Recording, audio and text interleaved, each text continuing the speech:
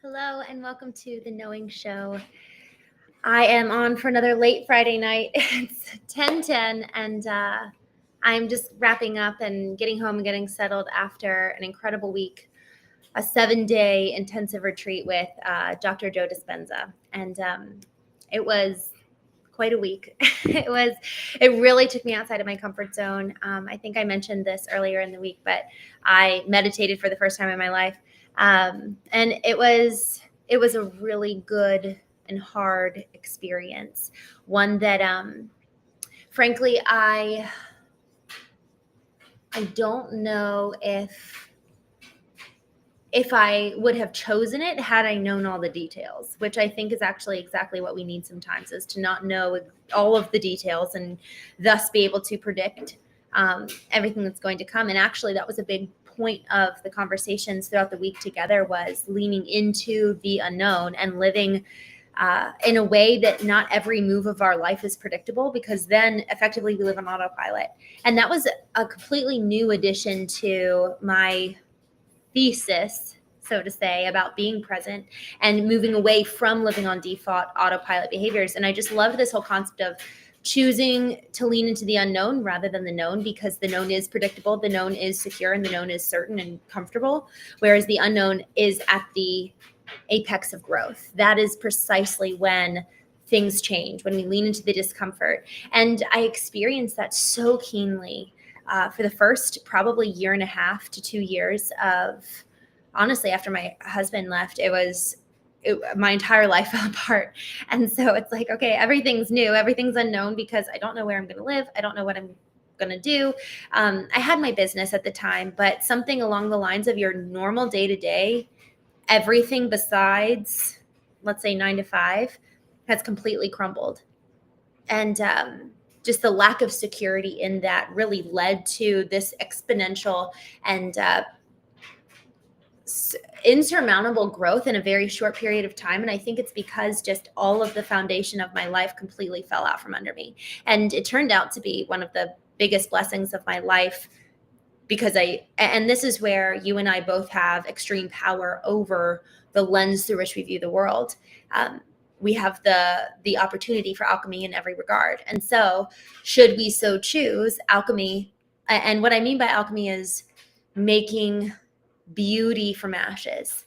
That is what I mean by alchemy, is taking any moment, any instance, any circumstance, and breathing life into it so that it has the fullest potential and opportunity to bring about good, not just the almost like default bad or negative that it otherwise would, apart from our action and intention to either change perspective, either insert action into a situation and change it ourselves and activate our own willpower and agency. And this leads to the whole topic for today, which is the question of, who do I want to be?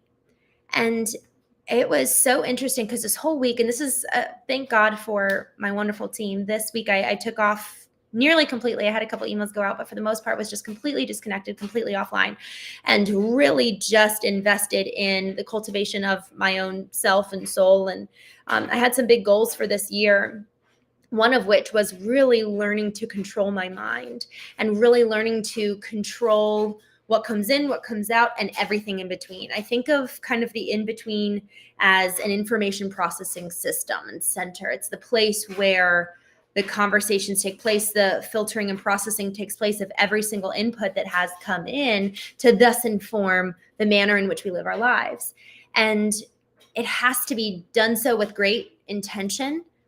This in-between process, allowing the time and space for the processing to take place, for the filtering to take place, for us to decide what stays and what goes, what shouldn't even be deemed as an input. And we're actually like, hey, you know what? I'm catching this right out of the gate. This doesn't belong as something to even come in to my funnel that is the kind of the in-between of the processing of the input and output. And I just am going to kiss that one a goodbye and bid it farewell, and it doesn't even get a place in my soul or mind. And so with that, the cultivation of my mind has been a big goal for this year, because I just realized that I have lived so open that I haven't had a good sentry guard at the gate. And I think of the mind, I've likened the mind, according to James Allen's book, As a Man Thinketh, he likens the mind to a garden. I've also, just honestly for my own self, I think sometimes of the mind as a battlefield, as a place of contending, and we need sentries at almost like at the doors, and then they open, and then something can go in, and then we're going to contend in this place of the battlefield. And then should the thoughts then move past the battlefield of the mind and then come down into our soul, and that is where we process it. So the mind has an initial sentry at the gate to decide whether it comes in, and this is the arena, this is the battlefield, this is where we duke it out. And Jordan Peterson actually, I will not do this justice, something along the lines of, you should be able to, in your own mind, have two different voices contending with each other, and perhaps even a third, to add just different perspectives and different belief systems, worldviews. And then we narrow down closer and closer to the truth of what do I actually believe. And so the mind is probably one of the most important areas of our life to focus on. And I actually spent, when I really first started to get to know myself, I focused so much on getting to know the soul. And it was so much about processing what was in me already, for the most part. And then over the last year or two, it's been, okay, let me kind of almost like move my focus up the funnel a little bit, not so much at kind of like the core heart soul center where I'm doing the processing of the information system and the information that's come in. But now let me almost move up the funnel to analyze the inputs that are coming in and of themselves. Which ones should come in, pass through the sentry, which ones should duke it out on the battlefield, and which ones just shouldn't even make it past the sentry guard gate. And that's been a big goal for me. And so taking a dedicated week at Dr. Joe Dispenza's week-long intensive, and it was intensive, y'all. I am not kidding. It was 12-hour days. One morning we woke up at 4 a.m. We woke up at 3 a.m. and started at 4. And it was intense. It was incredibly intense. And I think that is precisely what it means to do the work, to pursue the cultivation of ourselves. And it doesn't always need to be that intense. God only knows. I actually have had a pretty bad headache all day because I just think I'm at my max. I bring this up, though, because there were multiple times this week, which is solely set aside, dedicated to analyzing and elevating. Okay, here I am now. I want to elevate to this degree. Here are my growth opportunities, etc. And so in so doing, dedicating a whole week for this, there's something about that you're so in it. You're so excited. You're so passionate about what you're learning. And he asks this question throughout the week of, who do you want to be? And for those of you who have tuned into the Knowing Show thus far, I've talked about my process of writing my eulogy, and how that was so helpful to have in my little pink journal, a picture, a mirror of who do I want to be, and am I living accordingly to that? And I think I even mentioned last week was my birthday, and every year on my birthday at the end of July, I will take time to really dive deep into who do I want to be for this next year? What's kind of the one thing that I really want to focus on? Gary Keller and Jay Papasan wrote this book called The One Thing, and it identifies and really unpacks the concept of what's the lead domino in your life, the number one thing that if we were to knock that down, it has the velocity and the strength to knock down so many other things in your life. And actually there's scientific and mathematical data that proves that the velocity of one single tiny little domino has, if you line up enough, it has the strength to knock down the Eiffel Tower. So this whole concept is predicated on an actual equation of what the strength of just a single domino. And so based on that concept of what is the one thing, man, it was so helpful for me to write my eulogy back 2 years ago. But on the heels of my birthday, I actually realized that, man, there are some core elements in me that I really need to address and work on this upcoming year. And one of those was actually ego. Ego is something that I feel not very familiar with, and I've heard people talk about it. And I actually read Ego is the Enemy by Ryan Holiday, and I liked it and it resonated, but there's still an element around the ego that I haven't really fully confronted. And I spoke on the second day of the Joe Dispenza retreat about an idea that I had about confronting the ego. And I actually have yet to do that just because it was so intense this week, and I plan to do that next week. So I'll report back on that after I give it a shot of really actually confronting the ego. However, I had an interesting confrontation with ego today that really proved beneficial to me and really taught me a lot just in a single instant. And y'all, if we're living awake, if we're living aware, those moments are going to come to us to really help us learn. If we're looking, if we're listening, and if we're quiet enough to be able to even one, notice that it's happening in the first place. Oh, this is an opportunity for a lesson or a learning moment.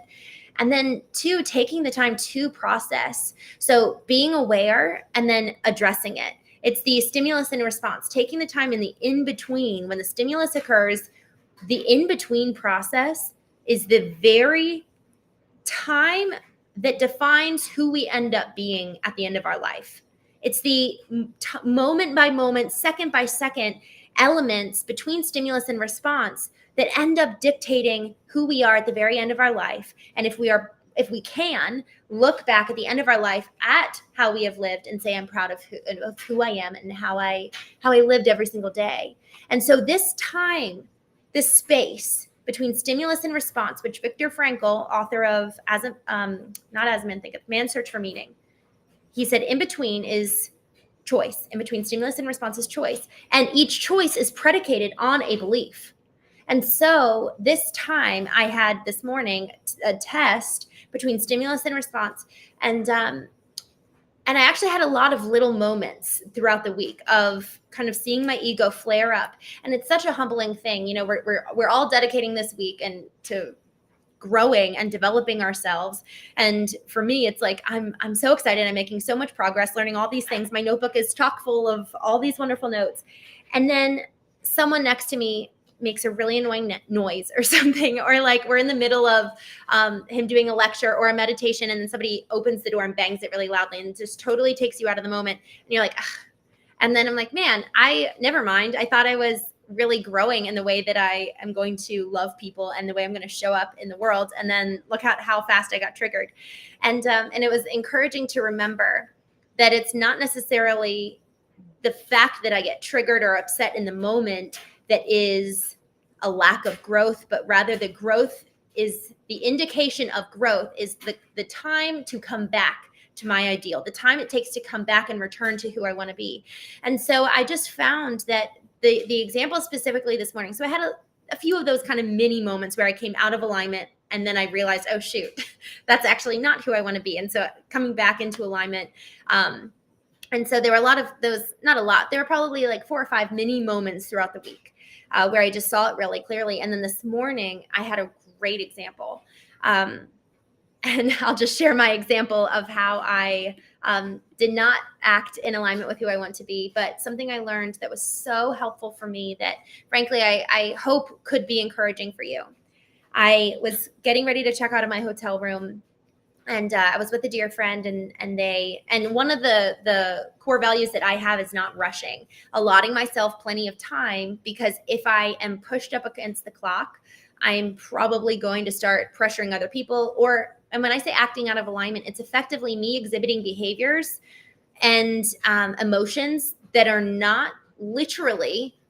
And for those of you listening, I say alignment. It's like all of the emotions, behaviors, beliefs, actions coming into a linear vertical line based on with my ideal kind of at the pinnacle, and then everything is just a 90-degree angle down from there. That is who I want to be, and everything, my beliefs, my behaviors, my thoughts, my actions, my attitudes, all come into under the hierarchy of my ideal, and I submit to my ideal in every regard. So that's what I mean when I talk about coming into alignment or acting out of alignment. It's that it's kind of, I stepped out of the narrow path that is my ideal. So that's what I mean when I say I come out of alignment. So one of my values then that serves as a guardrail to help me stay in alignment is I don't want to rush. And I've seen this time and time again. If I'm on my way to, if I'm at the airport on my way to another city or country, and I know I've got 15 minutes before boarding starts, and I know I need to use the restroom, I want to get coffee, and I need to fill up my water.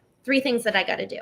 Well, there's a lot resting on there. There's a lot of conditions. And so there could be a line at the restroom, line at the water fountain, And y'all, there are serious lines at water fountains. I'm not kidding. It's like they can go pretty far. And then also line for coffee, obviously. And then with the coffee, for example, it's not just waiting in line, but you're totally dependent on the barista. And should they act quickly? Maybe they have lots of other people ordering ahead of you that you don't know about, etc. There's so many variables that are outside of your control.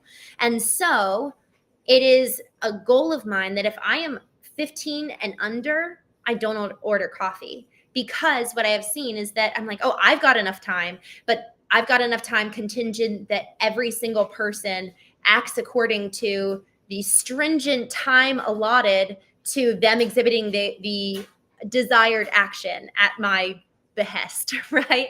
So that's assuming that they don't spill a coffee, or that they don't knock something over, that something breaks. It's assuming absolute perfection in every single category that they might need to fulfill on in order to bring me the coffee on time so that I can board the plane. And so I just decided to stop getting coffee, because then what I found myself doing is I would get frustrated at the barista when, frankly, they're just doing their job, and it's entirely unfair, and that is not who I want to be. And so when we think about who do I want to be, we've got our ideal. We then look at all of our actions, thoughts, behaviors, beliefs, everything under that. And then am I in alignment or not? And then our values serve as guardrails. So really our ideal is kind of like the bowling pins in the alley.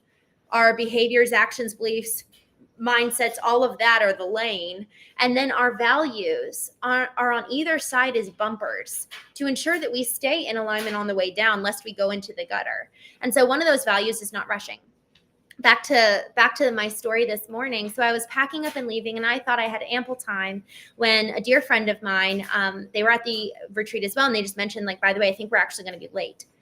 And what I did in that moment, which I'm so not proud of, was I just immediately shut down and was like, okay, we're going. And I just got into the rush mode and the hurry mode. And when I get into rush and hurry mode, that's me out of alignment, because I lose like the softness that I really value. And that doesn't mean softness and competency are not opposites. You can maintain a soft, and I say soft, I don't think I need to describe that. It's really I think we all have experienced someone who's cold. And so I'm talking about a soft, approachable, open spirit, competent, and yet not being cold and closed off. And so I moved from being soft, which is in alignment with my ideal, to stepping outside of that to kind of an attitude of rushing and of hurry, and consequently being cold. And I realized I did that. Two things happened. One, I immediately looked for how to blame the other person for what they did to make me rush. And then, so I was like looking for, I was trying to find, like, what did they say? Was it their behavior that made me feel like I needed to rush? And I just went through a whole little list within a matter of 90 seconds of things that they did wrong. And then when I got to the bottom of the list, I realized they actually didn't really do anything wrong. It was my own programming based on how I have existed in previous relationships in the past, where someone might say something, hey, like, we're late. And then that would be my default response. That was my program. And one of the things that we talked a lot about at the Dispenza retreat was effectively, what's the ideal? Who do we want to be? And then what are the default programs? And I really like the concept of programming, because I've talked a lot about living on autopilot and default behaviors, but I like the concept of programming. It just makes it a little bit clearer to understand. And so my programming kicked in. My programming in response to hurrying and rushing kicked into gear, and I shut down. So that's number one. Was I realized when that happened, I realized that they actually did nothing. It was my own doing that caused me to turn on my own program. And then the second thing that happened, and this was a big realization for me, I felt really embarrassed that I was acting that way. I felt like a little kid. And I felt like a little kid who got caught, like, acting out. And oh gosh, I felt so embarrassed at that. And so after about like 20 minutes, I met them downstairs in the ballroom for the conference. And I just looked at them and I was like, I feel really embarrassed right now. I'm really sorry I shut down. And it was so interesting because it was harder for me to say, I feel embarrassed than it was to say, I'm sorry for being cold and shutting down, because I could remain shut down while apologizing. Yet me admitting I feel embarrassed, that is entirely vulnerable. That is entirely almost like, okay, I'm going to take my pants off and expose myself. And I feel really embarrassed. I feel like a kid. And in so doing, I was met with so much grace and so much kindness and just like, not a big deal, totally fine. But it felt like such a big mammoth thing to me because my embarrassment and the shame that I felt over how I had acted was just, man, it's like the voice of shame makes the smallest little things that we do so big. And then we just dig ourselves deeper and deeper and deeper into a hole. And y'all, I know that I could have continued on in that way. It's almost like pouting. And I don't want to diminish that. I really want to be kind to myself because I've been working on that this week. I have really, really high standards for myself. And so if I act out of alignment, I realize I act out of alignment, and then I judge the fact that I acted out of alignment. And then I shame that part for judging that I got out of alignment. And then I realize I'm in shame and I'm just stuck. And so just backing all the way up of like, oh man, I feel embarrassed that I'm here. That was so helpful to kind of land on that sound bite. And it's a hard sound bite. It's hard to admit that we feel embarrassed, but I just felt like instantly free. I felt instantly free from the trap of shame, because shame, again, it piles shame upon shame upon shame upon shame. And then we're so deep in shame, we don't even know what really happened to begin with. Because then we just have all these lists and reasons for why we're upset in the first place that we really don't even know what's true and what's real. And so shame effectively clouds our view and ability to see the truth. So when we consider, who do I want to be? This is something that I want to do. And I actually am just thinking about this right now. What are the programmed emotions that get in the way of me acting in alignment with my ideal? And I know for sure one of them is, I'll say shame and embarrassment, because I think that they are two different things. And actually, Daring Greatly, I think I have it here on my shelf, but I don't know the section well enough. She defines the difference between shame and embarrassment. I believe embarrassment is shame. I'll start with shame. Shame is the you are voice. Like, you are, man, you suck. You're always late. Man, you're so unreliable. It's the you are, and it's condemning. It's degrading. It attacks our essence of who we are, rather than, oh, I hate that I did this again. You know, like it's I don't like the behavior or even the belief, but it's not an attack on who I am. So that's kind of how we can differentiate between shame and embarrassment. And so in me considering, okay, this is who I want to be. What are the emotions that can really block that? And then now I can hold my ideal and almost look at these negative emotions as the nemesis in and of themselves that would be preventing me from getting to my ideal, because we're all going to act out of alignment. But if these negative emotions come in and we don't recognize the program associated with every single one, then they ultimately have the power over us until we almost like come back. And when I say come back, I mean like we wake up and we're like, oh, wait, hold on. That's not who I want to be. Because each one of us, I don't know if I want to go down this rabbit hole, but I will, just for a second. I'll talk about this more tomorrow. There are different parts of who we are. And they're not actually, I'm not talking about like literally bipolar, let's say. I'm talking about this concept coined as internal family systems, IFS. So it is effectively the therapeutic process and concept surrounding the fact that there are 4 parts in every single one of us. There's a wounded part, which often is like that little kid inside of us who is scared, or maybe they got really shamed as a child for acting a certain way. So when they feel that same shame today in adulthood, that little kid pops back up.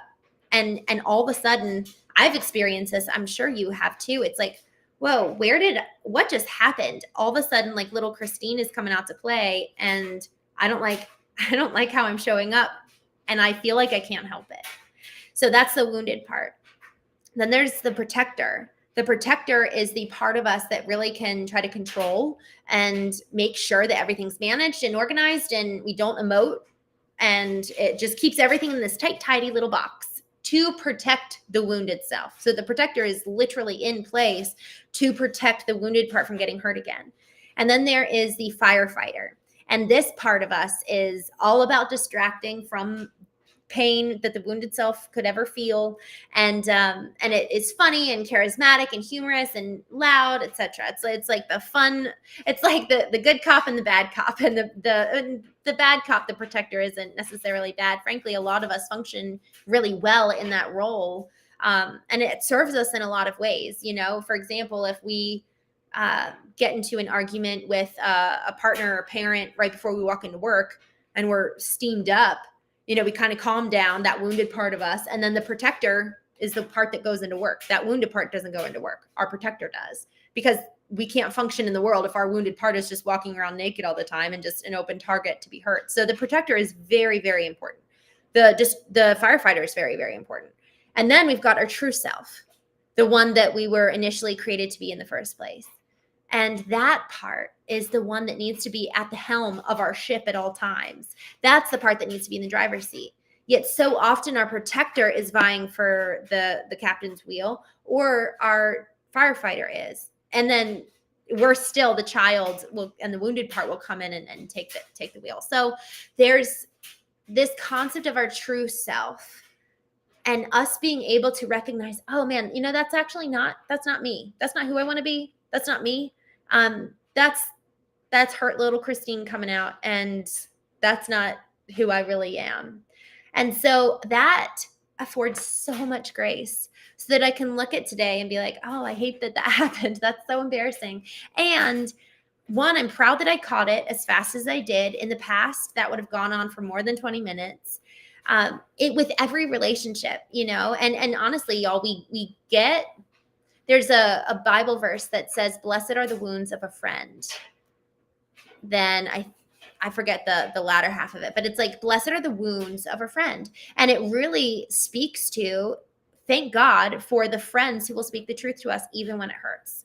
And so I am so grateful for the work that I do, and also the precious and few relationships in my life where they really will shine a spotlight so that I can know myself all the more, and then ensure that I'm living in accordance with aligning the beliefs, behaviors, mindsets, actions, every part of me, both what's being fed into me in my inputs, how I'm processing things in my soul and spirit, and then also my outputs. So often we can assess the state, the internal and inner state of the individual by their external manifestations. But we can also do our own self-analysis of, what am I feeding myself? What's really happening? And so for all of us, as we do these self-audits, as we really analyze, who do I want to be and where am I living in alignment with that? Where am I out of alignment? And then how do I get back into alignment by identifying those negative emotions that categorically and consistently come in with these different aspects that I say I want in terms of my ideal. And then lastly, what are the values that keep us in alignment? And as we look at this picture, this painting that we're creating of our very lives, there's so much grace and compassion for these parts of us that have been programmed to act a certain way based on how we were raised in childhood and the experiences that we have. And so therefore, there's just so much compassion. And compassion, I love the real definition of this word, because it's effectively empathy in action. Empathy is much more of a rather complacent position. You really feel for that person. You're actually sitting alongside them, and empathy is so incredibly important. Yet compassion is so beautiful in the fact that we feel that emotion and then we take action. And when compassion is the motivating and powering agent to change, it's lasting, it's grace-filled, and there's so much love towards our own self, and then love exhibited towards others. We're never going to be a harsh master over our own soul and over that little wounded child in us, so long as we have compassion close at hand. So with that, I'll talk more about parts tomorrow and just unpack a little bit more of who we want to be, because this week was so incredible. And already I'm so grateful for the way that my programs are changing.